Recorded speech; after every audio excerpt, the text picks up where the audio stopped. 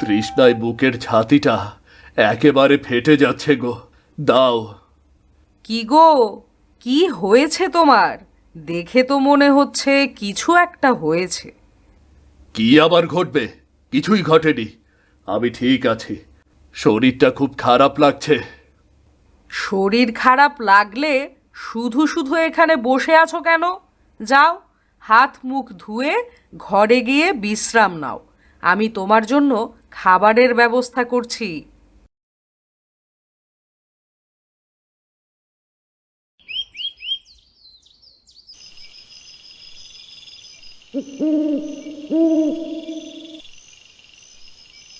মারে, তুই আমাকে ক্ষমা করে দিস। তোর আদরের খরগোশটাকে আজকে আমার সেই অপদেবতার কাছে নিয়ে যেতে হবে। এছাড়া আমার হাতে অন্য কোনো উপায় নেই রে মা, অন্য কোনো উপায় নেই।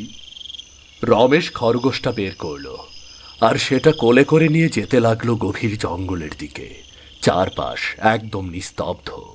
রাতের দু একটা অতিথি পাখি ছাড়া আর কোনো সারা শব্দ পাওয়া যাচ্ছে না। না, ভাঙা মন্দিরের কাছে সেই অপদেবতার ছায়া। কিরে, রাত গড়িয়ে ভোর হতে চলল, আর এতক্ষণে তোর আসার সময় হলো? তুই জানিস না আমি ক্ষুধার্ত? দে, ওই প্রাণীটা আমার কাছে দে। দেবতা, আমি অনেক খারাপ কাজ করেছি।